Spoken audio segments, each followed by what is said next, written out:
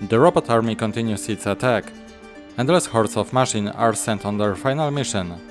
The target is humanity's last bastion, Sentai Fortress. But basic unit may be not enough. To destroy enemy once and for all, Mecha 1 needs something more. In secret labs he is developing a new mech, something that will increase robot chance and bring victory. It's time for a true show of force. Thunder Fury is coming.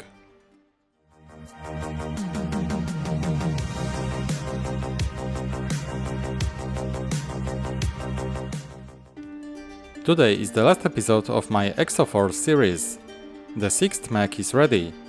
I finally realized my idea and rebuilt my favorite mechs from the first wave of Exo Force. Is this the end of this adventure? I don't think so. But let's go back what you will see in a moment. Thunder Fury is the most powerful mech in the robots. In this episode you will see some interesting facts. You'll see details about the building and few other things. So, it's time to power up, and let's get started. This is my 6th mech, and my last one for now. As I said, I definitely build Supernova next year. I already have some parts. I still need to buy a new light bricks and fiber cables. By the way, I was shopping at the store, and it so happens that they had a certain part. See for yourself. A sword for Silent Striker. Does that mean I'll want to build it too? I think so, but that's next year. I noticed something interesting while building my mechs. In another video I mentioned that the instructions were incorrectly assembled. I even have one from Stealth Hunter. But did you know that there are mistakes in the box art? See for yourself. Stealth Hunter and the incorrect sword position. Then File Vulture. In this case the flamethrower part is rotated.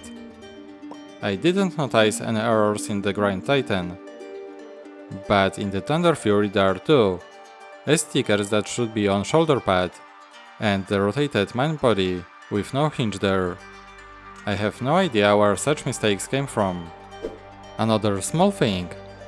I finally managed to buy black hair for the Gate Guard minifig. It wasn't easy. One store I was shopping just added them, and at a pretty good price. Like new condition. I am very happy, but it's a shame I still don't have the legs for Mecha 1 yet. Unfortunately they are still not available in my country. I thought that after so many mechs, nothing could surprise me anymore, and that's where Thunder Fury comes in. The shape of this mech is completely different from anything I've seen before. I haven't had an official set before, so this is my first contact with this design. Its shape is completely weird. You may like it or not. The mech looks like it was designed by robots. It's not a machine adopted from humans, like a Fire Vulture. The main body is completely different and I had to design it differently. But more on that in a moment. As always, I'll start discussing my mech with the feet. This element is very similar to the one from Grand Titan. And already when building Red Mech, I know what I would build for Thunder Fury. Of course I changed a few things. I added this wedge on the sides. There are also a lot of stickers here. I really like them, even though there are so many of them. I think the entire Exo Force series would be much worse without them. The stickers are what really make the series special. If you want to know where I got them, check the description of this video. Next up will be the legs. This is also similar to the Grand Titan. I wanted the leg to be a bit more massive. Additionally, there's a large wedge at the front. It fits the style of destruction perfectly. The entire Thunder Fury has a lot of these protruding spikes.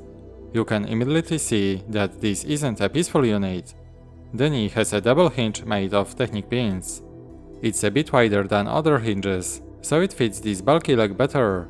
It's also worth mentioning the slope on the upper part. I think the dark red looks perfectly here.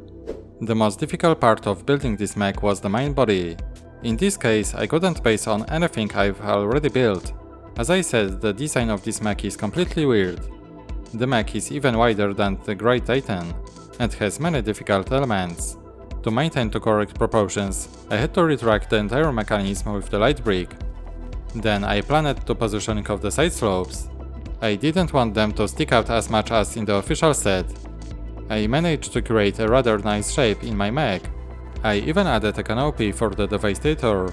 There are some nice details on the top. Just like in the official set, I use harpoons from the Diver series. Finally, I added some details at the back, and it was done. This wasn't an easy build. Now the arms. Nothing new here, so just a few words.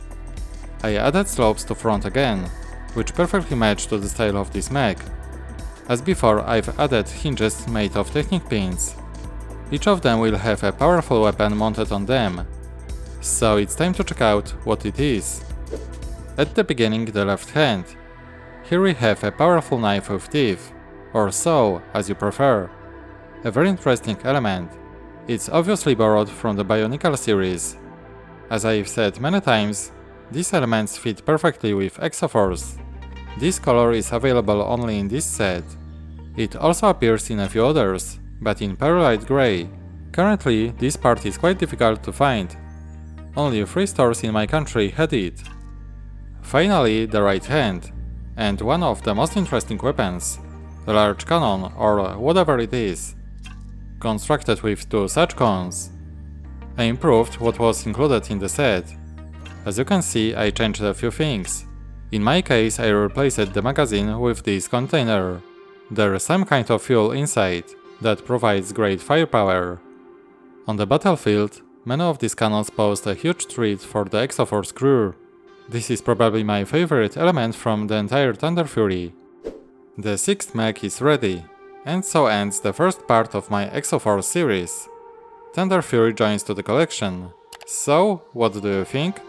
Let me know in the comments. It's not my favorite mech, but I'm glad I have it in my collection. As I said many times, I plan to return Exo Force next year. I'll definitely build a few more MOCs. I'm also planning a bigger MOC for 20th anniversary. But we'll see, there's still plenty of time. Okay, that's all. Thanks for watching and see you next time. Bye!